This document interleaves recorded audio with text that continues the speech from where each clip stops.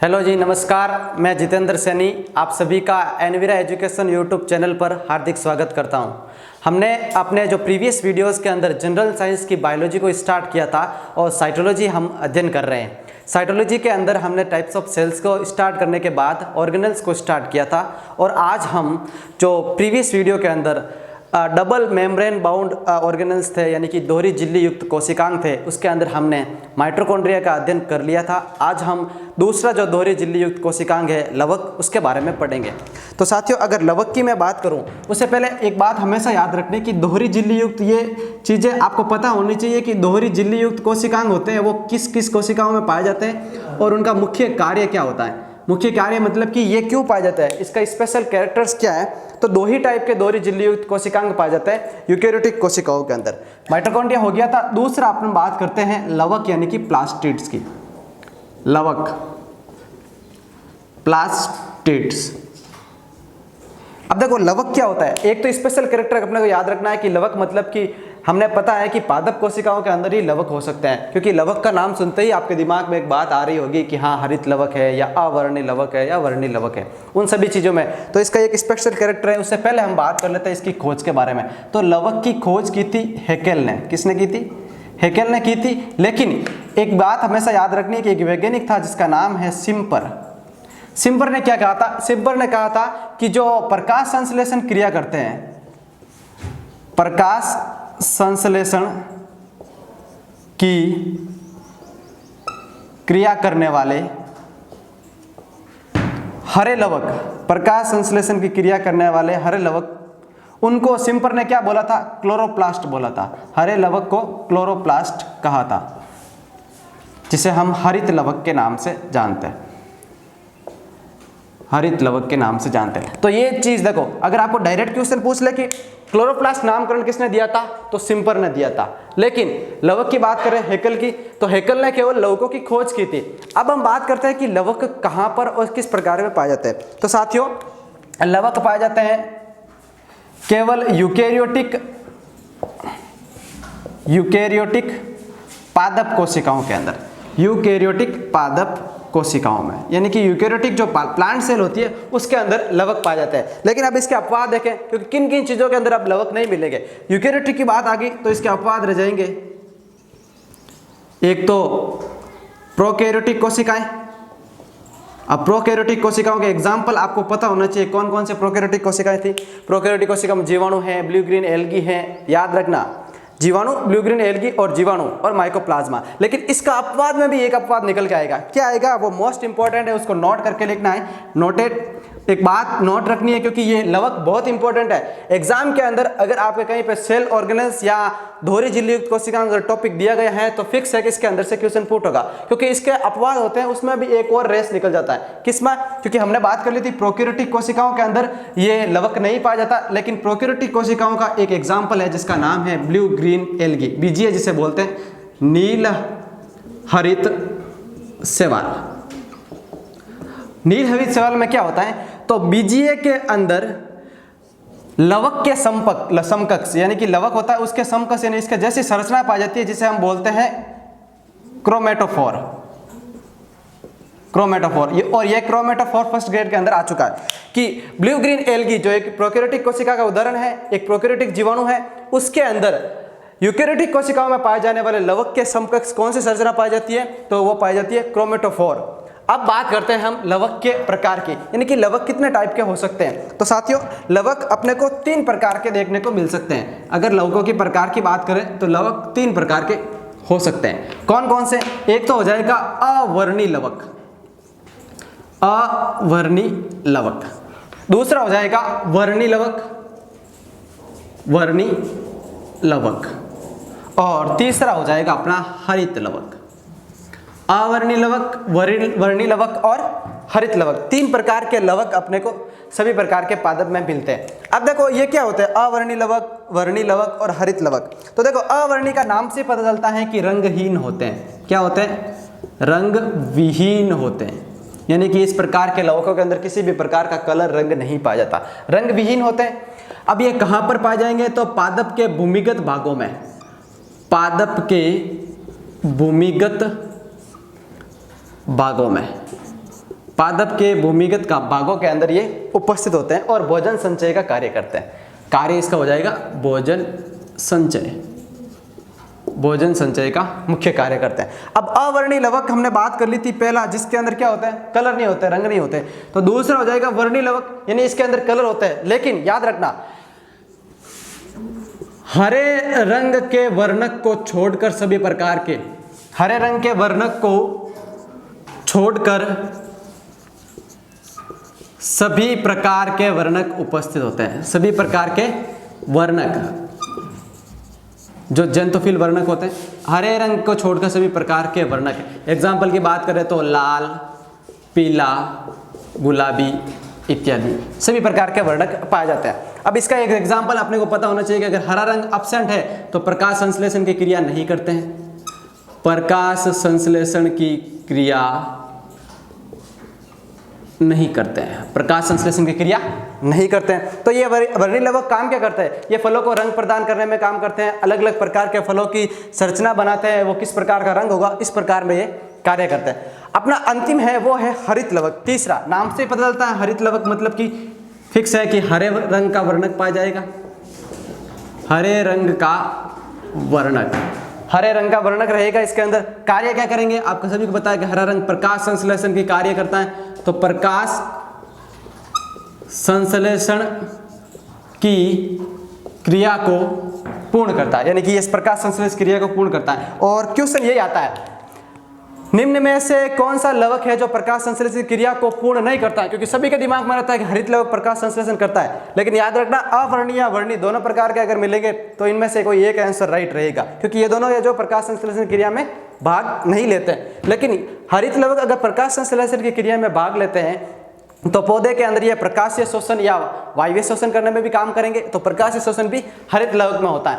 अब हम लवकों की बात करें तो लवक के कार्य क्या हो सकते हैं? तो देखो, लवक के मुख्य रूप से क्या कार्य हो सकता है, अभी तक जो हमने पढ़ा है उसके अकॉर्डिंग मैं बात करूं तो लवक के क्या कार्य हो सकते हैं। देखो, हमने यहाँ पर क्या बात की थी कि ये केवल 3 प्रकार के होते हैं। एक तो देखो भूमिगत भाग में पाया जाता है, भोजन का संचय करता है। दूसरा रंग फलों को रंग प्रदान करने में मदद करता है, यानी कि पकने का संकेत देता है, आकर्षित करता है कीटों को। तीसरा प्रकाश संश्लेषण करता है। तो इसके कार्य क्या रहेंगे? पहला कार्य रहेगा प्रकाश संश्लेषण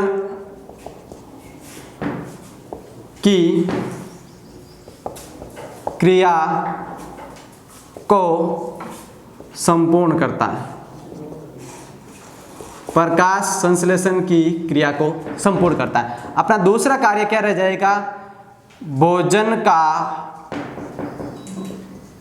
संचय करता है, भोजन का संचय करता है, भोजन का संचय करता है। तीसरा अपने कार्य रह जाएगा फलों को विभिन्न प्रकार के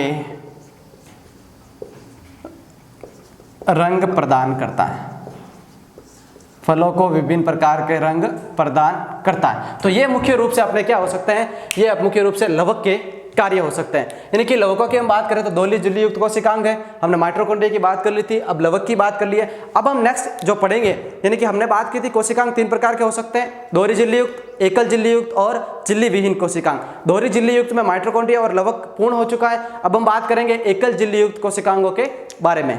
अब हम बात करेंगे एकल झिल्ली युक्त कोशिकांगों के बारे में। देखो, दोहरी झिल्ली युक्त और एकल झिल्ली युक्त में एक ही डिफरेंस है कि फॉर एग्जांपल अगर बात करें सेल की, ये कोई सेल है, इसके अंदर ये ऑर्गेनेल्स है, तो इसके ऊपर अगर 2 प्रकार की परतों का आवरण पाया जाता है तो उस कोशिकांग को हम दोहरी झिल्ली युक्त कहते हैं। अगर दोनों में से किसी एक ऐसे कोशिकांग है जिसके ऊपर केवल एक ही परत है तो उसे एकल झिल्ली युक्त कोशिकांग हम कहेंगे।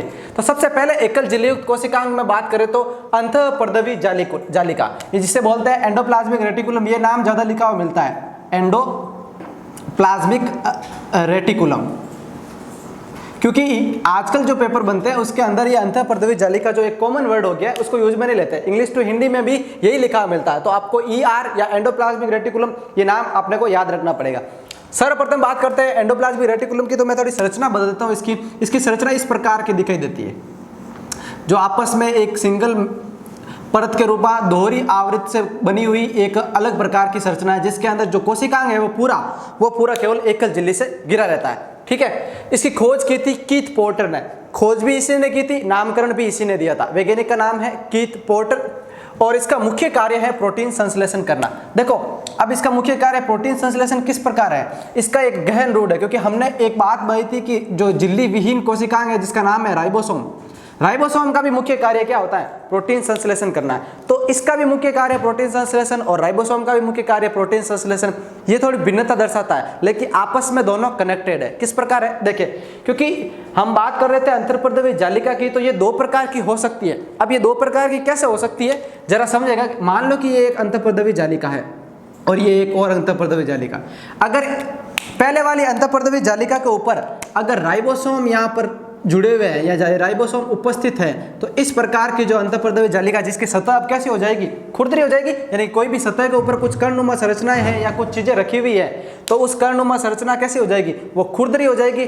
तो कुछ ऐसे अंतर्प्रद्रवी जालिका की संरचना जिसके ऊपर राइबोसोम उपस्थित रहते हैं, राइबोसोम चिपके हुए रहते हैं, उन्हें कहते हैं हम खुरदरी अंतर्प्रद्रवी जालिका। पहली खुरदरी एंडोप्लाज्मिक रेटिकुलम, यानी कि इनकी सतह पर राइबोसोम उपस्थित होता है। सतह पर देखो राइबोसोम उपस्थित होते हैं। लेकिन एक वर्ड मैंने यहाँ पे लिखा है राइबोफोरिन प्रोटीन। ये क्या होता है साथियों, इंपॉर्टेंट है और बहुत बार पूछा गया है, क्योंकि राइबोफोरिन प्रोटीन काम क्या करता है, अंतःप्रद्रवी जालिका की सतह के ऊपर राइबोसोम है जो राइबोफोरिन प्रोटीन नामक से ही चिपके हुए रहते हैं। यानी कि ये राइबोसोम है, इनके बीच में राइबोफोरिन प्रोटीन रहेगा जो इसको चिपका हुआ या इसके ऊपर सतह के ऊपर चिपकाए रखेगा। राइबोफोरिन प्रोटीन की बात होगी, क्या काम करता है, राइबोसोम को खुरदरी या अंतर्प्रद्रवी जालिका की सतह पर चिपकाने में मदद करता है। अब दूसरा प्रकार का रहेगा वो रहेगा चिकने अंतर्प्रद्रवी जालिका। कैसे, क्योंकि इन दूसरे के ऊपर राइबोसोम रहेंगे ही नहीं, तो उसकी सतह एकदम क्लीन, नीट और चिकनी रहेगी, तो चिकनी अंतर्प्रद्रवी जालिका। अब चिकनी अंतर्प्रद्रवी जालिका में एक बात तो अपने को समझ में आ गई कि इसके ऊपर क्या नहीं पाए जाएंगे, राइबोसोम नहीं पाए जाएंगे। अब राइबोसोम भी एब्सेंट है, तो यहाँ पर अगर राइबोसोम उपस्थित है तो ये काम क्या कर लेगी, प्रोटीन संश्लेषण कर लेगी, क्योंकि राइबोसोम इसमें मदद करेगा और राइबोसोम ही है जो मुख्य कार्य करता है प्रोटीन संश्लेषण का। यहाँ पर राइबोसोम अनुपस्थित है, तो राइबोसोम अनुपस्थित है तो ये वाला काम क्या करेगा, तो स्पेशल याद रखना ऑप्शन में आपको 100% मिलेगा खुरदरी या चिकनी, ये दोनों ऑप्शन मिलेंगे। अगर आपको पूछ लिया जाए कि लिपिड का संश्लेषण कौन करते हैं, तो याद रखना चिकनी अंतर्प्रद्रवी जालिका। लिपिड का संश्लेषण चिकनी अंतर्प्रद्रवी जालिका, राइबोफोरिन प्रोटीन खुरदरी अंतर्प्रद्रवी जालिका, प्रोटीन का संश्लेषण।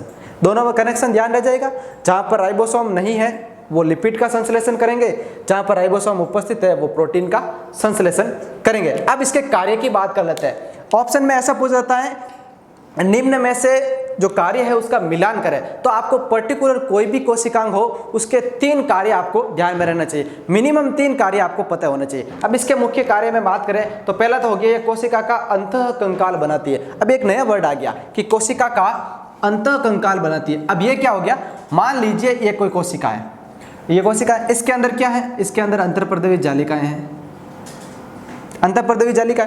अब ये अंतःकंकाल कैसे बनाएंगे, क्योंकि ये कोशिका की झिल्ली के अंदर की तरफ पाई जाती है और बिखरी हुई रहती है, तो ये आंतरिक भाग को एकदम मेंटेन करके रखती है, यानी कि आंतरिक भागों को एकदम कंकाल को सुव्यवस्थित करके रखती है, इसलिए इसको बोलते हैं कि ये कोशिका का अंतःकंकाल बनाती है।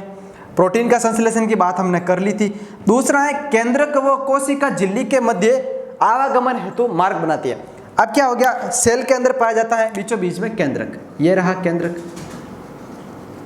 अब ये केंद्रक के अंदर से कोई भी मटेरियल्स है वो बाहर आएंगे, तो यहाँ पे देखो बाहर की तरफ क्या पाए जाते हैं, अंतःप्रद्रवी जालिका, ये है केंद्रक और ये है कोशिका झिल्ली के बीच वाला। तो यहाँ केंद्रक से कोई भी मटेरियल बाहर और बाहर से कोई भी मटेरियल के लिए आवागमन हेतु मार्ग प्रदान कौन करती है, अंतःप्रद्रवी जालिका, इसलिए इसे सक्रिय आवागमन कोशिकांग कहा जाता है। ऑप्शन में मिलेगा निम्न में से परिवहन हेतु कोशिकांग, सक्रिय कोशिकांग, आवागमन कोशिकांग, अंतःप्रद्रवी जालिका। याद रखना कीथ पोर्टर ने नामकरण भी इसी ने दिया था, नाम भी इसी ने दिया था, नामकरण भी कीथ पोर्टर ने किया था, खोज भी इसकी कीथ पोर्टर ने की थी। अब दूसरा हम एकल झिल्लीयुक्त कोशिकांग की बात करते हैं, तो दूसरा अपना एकल झिल्लीयुक्त कोशिकांग है गोल्जी काई, जिसका गोल्जी बॉडी हम कहते हैं। इसके अन्य नाम अपने को याद रखना है, हर एक कोई भी जिसके अंदर जनरल साइंस है इसका अन्य नाम पूछा जाता है। पहले हम बात करते हैं इसके खोज की, तो इसकी खोज की थी कैमिलियो गोल्जी, इसी के नाम पर इसका नाम रखा गया है गोल्जी काई। कहाँ पर की थी, किस जगह पर, उल्लू की तंत्रिका कोशिका के अंदर गोल्जी काय की खोज कैमिलियो गोल्जी ने की थी। नाम याद रह जाएगा, कैमिलियो गोल्जी, गोल्जी काय ने गोल्जी काय की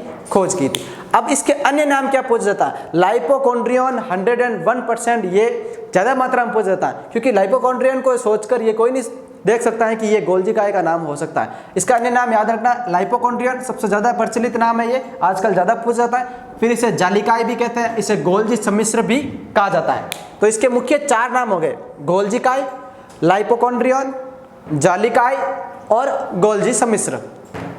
अब एक इसका स्पेशल कैरेक्टर है कि ये प्रोकैरियोटिक कोशिकाओं में क्या होती है, अनुपस्थित होती है, यानी कि जो प्रोकैरियोटिक कोशिकाएं हैं उनके अंदर अनुपस्थित हो जाती हैं। तो मैं इसके 2-3 उदाहरण लिख देता हूं ताकि हर बार जब भी प्रोकैरियोटिक कोशिका की बात हो जाएगी तो हम उसके उदाहरण को याद रखेंगे। प्रोकैरियोटिक कोशिका में अनुपस्थित मतलब कि उसके उदाहरण है ब्लू ग्रीन एल्गी में एब्सेंट, बैक्टीरिया में एब्सेंट, माइकोप्लाज्मा में एब्सेंट। इन सब के अंदर क्या पाई जाती है, ये क्या होती है, एब्सेंट होती है, अनुपस्थित होती है। अब गोल्जी काय के कार्य की हम बात करते हैं। गोल्जी काय का कार्य मतलब कि प्रोटीन का स्रावण करना। यहाँ पर क्या है, प्रोटीन का संश्लेषण करना, यहाँ पर रहेगा प्रोटीन का स्रावण करना, अपने अंदर श्रवण करना, लाइसोसोम का निर्माण करना, यानी कि एकमात्र ऐसा कोशिकांग जो है किसी और कोशिकांग का भी निर्माण करता है गोल्जी काय। एकमात्र ऐसा कोशिकांग जो अपने ही समान किसी और कोशिकांग का निर्माण करता है वो होता है गोल्जी काय, जो लाइसोसोम का निर्माण करता है। फिर मोस्ट इंपॉर्टेंट है आगे वाले 2 कार्य। कैसे, क्योंकि ये विभाजन के टाइम के कार्य है, नई कोशिका के समय। जब कोशिका का विभाजन होता है तो उसके समय ये कोशिका के पट्टी के रूप में, यानी कि पट्टी को बनाते हैं, और जब शुक्र जनन की क्रिया होती है। अब ये वर्ड आ गया शुक्र जनन, जिसको पता है शुक्र जनन क्या होता है उसको आसानी से पता चल जाएगा कि गोल्जी काय का कोशिका के अंदर होना क्या काम करता है। नहीं पता है तो मैं आपको यहाँ पे शुक्र जनन के बारे में थोड़ा सा यहाँ पे लिख देता हूँ। देखिए शुक्र जनन होता क्या है। शुक्र जनन ये एक तो बात है मेल से रिलेटेड, नर से रिलेटेड। किस प्रकार, देखिए यहाँ पर शुक्र जनन बोलते हैं नर में शुक्राणुओं के निर्माण की प्रक्रिया, यानी कि ऐसी प्रक्रिया जो वर्षण के अंदर होती है जिसके अंदर शुक्राणुओं का निर्माण होता है, तो उसे हम क्या बोलते हैं, शुक्र जनन। तो शुक्र जनन के समय एक्रोसोम का निर्माण करता है, किसका, शुक्राणु के आगे वाले भाग का एक्रोसोम का निर्माण करता है। ये बहुत लेवल का क्वेश्चन होता है, एक्रोसोम के निर्माण के लिए कौन सा कोशिकांग मददगार है, गोल्जी काय कोशिकांग मददगार है। ठीक है, नेक्स्ट हम थर्ड बात करते हैं लाइसोसोम। अभी हमने पढ़ा है लाइसोसोम का निर्माण किससे होता है, गोल्जी काय से होता है, तो लाइसोसोम। अब इस वर्ड को तोड़े तो आपको इसका काम भी समझ में आ जाएगा। लाइसो का मतलब होता है पाचन करना, लाइसो का मतलब क्या होता है, किसी चीज का पचाना या पाचन करना। सोम का मतलब होता है काय, यानी कि एक ऐसी काय, ऐसी संरचना जो किसी न किसी चीज को अपने अंदर उपस्थित एंजाइमों से पाचित कर देती है। अब लाइसोसोम को नाम देखते ही आपको इसका एक अन्य नाम जो ज्यादा प्रचलित है वो आपको दिमाग में आ गया होगा कि आत्मघाती थैली इसे ही कहा जाता है, सुसाइडल बैक्स कहते हैं इसको। क्यों, क्योंकि देखो एक बात याद रखना कि लाइसोसोम के अंदर मुख्य पाचक एंजाइम पाए जाते हैं। वो पाचक एंजाइम कोई भी चीज हो उसको विलय करके गलाकर पाचन कर देते हैं, उसको विलुप्त कर देते हैं, छोटी छोटी सरल अणुओं में तोड़ देते हैं। तो लाइसोसोम की खोज की थी डी डोव ने यकृत की कोशिका के अंदर। यकृत की कोशिका के अंदर जब डी डोव ने खोज की तो उन्होंने क्या देखा, उन्होंने देखा कि कोशिका के अंदर कुछ ऐसी संरचनाएं पाई जाती है जो गोल, अंडाकार और अलग अलग बिखरी हुई है, जिनके अंदर मुख्य पाचक एंजाइम है और वो किसी भी चीज को पाचित कर देती है। तो इसका काम क्या हो गया, एक तो अंतःकोशिकीय पाचन करना, यानी कि आंतरिक कोशिकीय भाग है उनको पचाना, गुणसूत्रों को पृथक करना, क्योंकि कोशिका के हर एक भाग में मिली हुई है तो गुणसूत्रों को पचन भी करती है और पाचन क्रिया करती है तो गुणसूत्रों को पचाकर अलग भी कर सकती है। रोगग्रस्त कोशिका को नष्ट करना। अब ये कैसे, क्योंकि ये नाम है आत्मघाती थैली।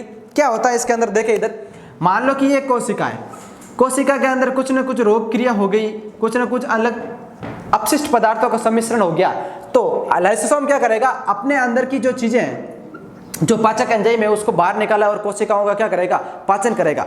जैसे ही कभी कभी रेयर कंडीशन के अंदर लाइसोसोम के अंदर वाले पाचक एंजाइम, लाइसोसोम की बाह्य झिल्ली फट जाती है तो उसके सारे पाचक एंजाइम कोशिका के अंदर बिखर जाते हैं और कोशिका को ये पूरी नष्ट कर देता है। इसलिए इसे बोलते हैं कि कोशिका की आत्मघाती थैली, और इसी की वजह से रोगग्रस्त कोशिका को नष्ट करता है। तो अभी हमने जो कोशिका झिल्ली, एकल झिल्ली युक्त कोशिकांग देखे थे, मुख्यतः लाइसोसोम, गोल्जी काय और अंतःपर्दवी जालिका। और भी देखते हैं 2 प्रकार के कोशिकांग।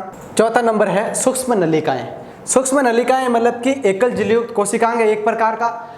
फ्रांची तथा पोर्टर ने सूक्ष्म नलिकाओं की खोज की तथा इन्हें माइक्रोट्यूबुल्स नाम दिया, क्योंकि ये बहुत ही सूक्ष्म महीन नलिकाकार होती है जो पूरे कोशिका द्रव्य के अंदर बिखरी रहती है। ये केवल यूकेरियोटिक कोशिकाओं में उपस्थित होती है। याद रखना, जो चीजें यूकेरियोटिक और प्रोकैरियोटिक में पर्सनलाइज है, यानी कि केवल उसी के अंदर है, उन चीज़ों को अपने को ज़्यादा ध्यान रखना है। तो सूक्ष्म नलिकाएं केवल यूकेरियोटिक में है तो प्रोकैरियोटिक कोशिकाओं में ये नहीं रहेगी।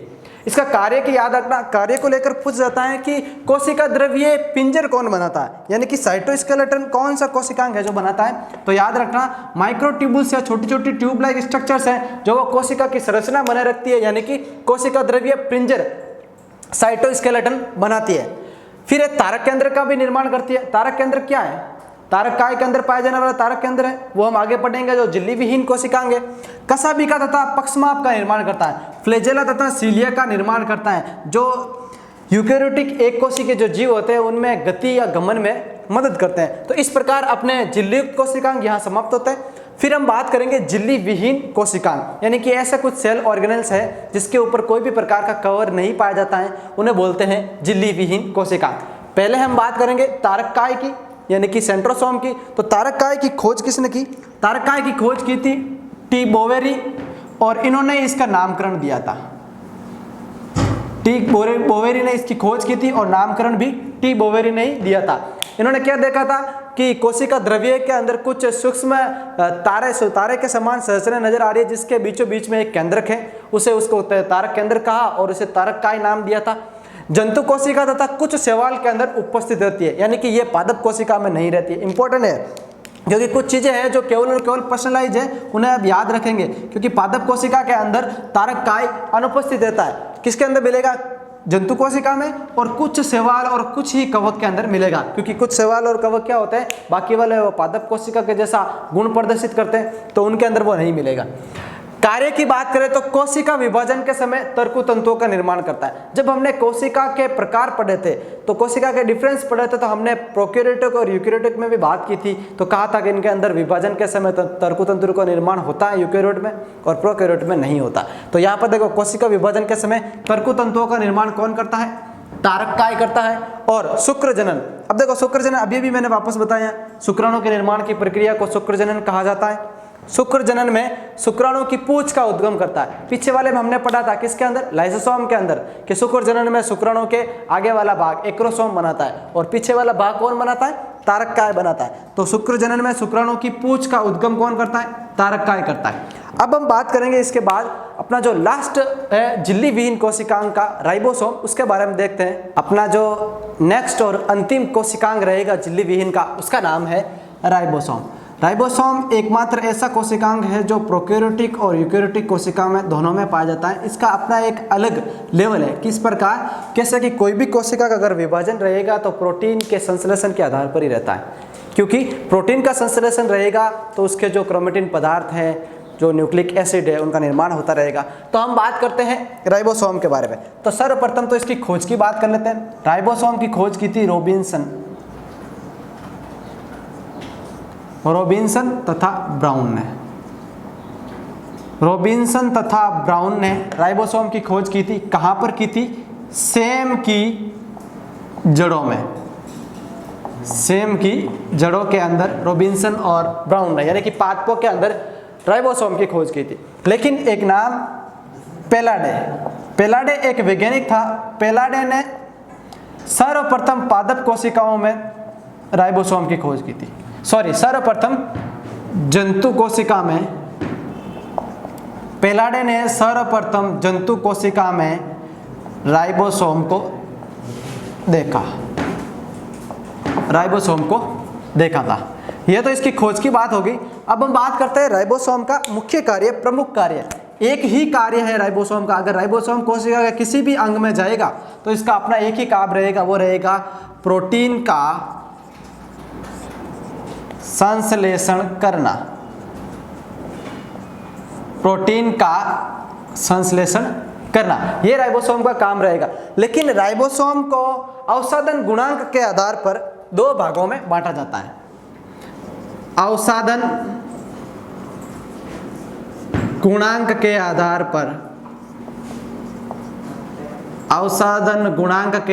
पर राइबोसोम को दो भागों में बांटा जाता है। कौन कौन से दो भाग रहेंगे राइबोसोम के? देखें, राइबोसोम का पहला भाग रहेगा 70S प्रकार का राइबोसोम।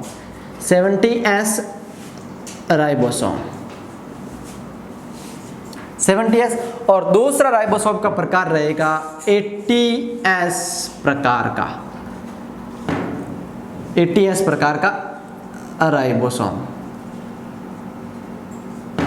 80S प्रकार का।